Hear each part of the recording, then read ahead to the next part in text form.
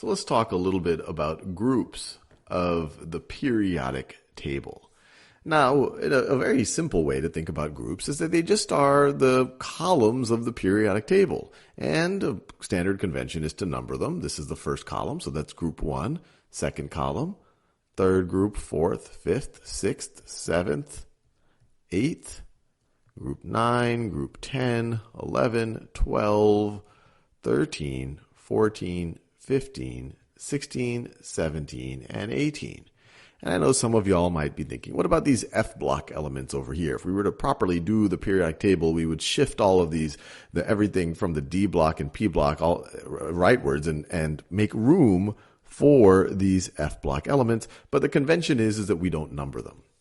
But what's interesting, why do we go through the trouble about calling one of these columns, a group?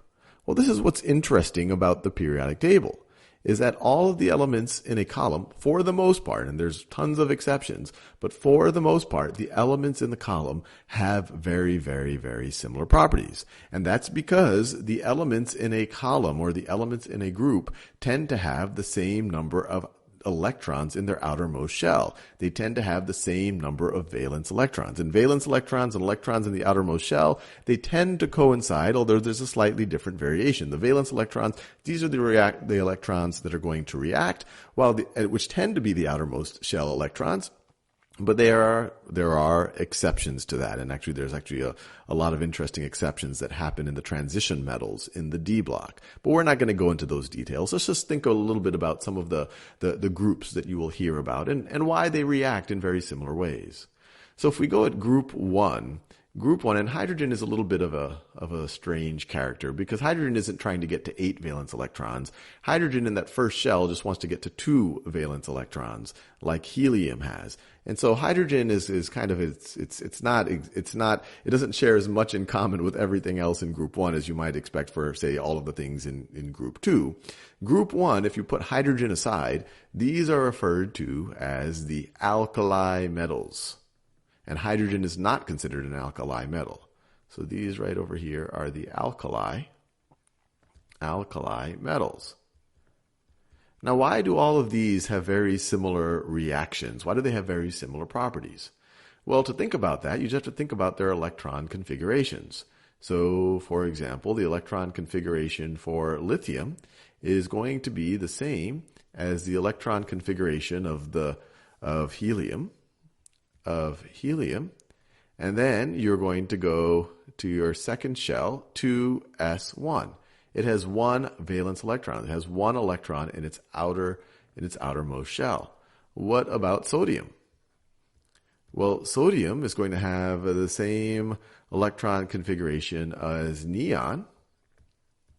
And then it's going to go 3s1. So once again, it has 1 valence electron, 1 electron in its outermost shell. So all of these elements in orange right over here, they have 1 valence electron, and they're trying to get to the octet rule, this kind of stable nirvana for atoms. And so you can imagine is that they're very reactive, and when they react, they tend to lose this electron in their outermost shell, and that is the case. These alkali metals are very, very reactive, and actually they have very similar properties. They're shiny and soft, and actually because they're so reactive, it's hard to find them where they haven't reacted with other things. Well, let's keep looking at the other groups.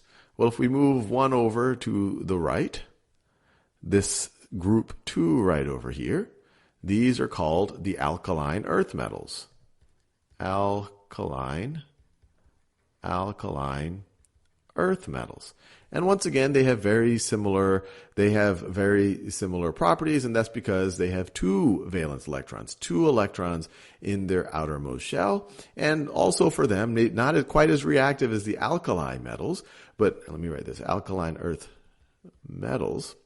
But for them, it's easier to lose 2 electrons than to try to gain 6 to get to 8. And so these tend to also be reasonably reactive, and they react by losing those 2 outer electrons. Now, something interesting happens as you go to the D block. And we studied this when we looked at electron configurations. But if you look at the electron configuration for, say, scandium right over here, let me do it in magenta. The electron configuration for scandium, so scandium, Scandium's electron configuration is going to be the same as argon. It's going to be argon. The Aufbau principle would tell us that the electron configuration, we would have the 4s2, just like calcium, but by the Aufbau principle, we would also have one electron in 3d. So it would be argon, then 3d1, 4s2. And to get things in the right order for our shells, let me put the 3d1 before the 4s2. And so when people think about the Aufbau principle, they imagine all of these D block elements as somehow filling the D block. Now, as we know in other videos, that's not exactly true, but when you're conceptualizing the electron configuration, it might be useful. Then you come over here and you start filling the P block. So, for example, if you look at the electron configuration for, let's say, carbon, carbon is going to have the same electron configuration as helium, and then you're going to fill your S block, 2s2, and then 2p12, so 2p2. So how many valence electrons does it have? Well, in its second shell, its outermost shell, has 2 plus 2. It has 4 valence electrons. And that's going to be true for the things in this group. And because of that, carbon has similar bonding behavior to silicon, to the other things in its group.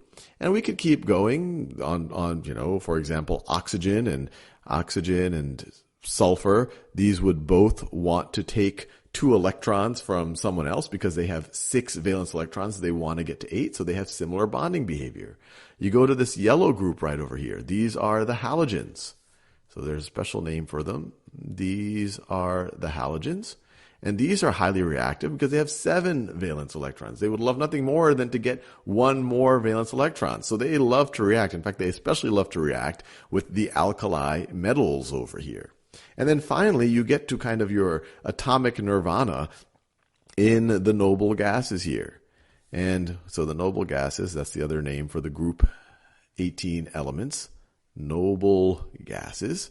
And they all have the very similar property of not being reactive. Why don't they react? They have filled their outermost shell. They don't find the need. They're noble. They're kind of above the fray. They don't find the need to have to react with anyone else.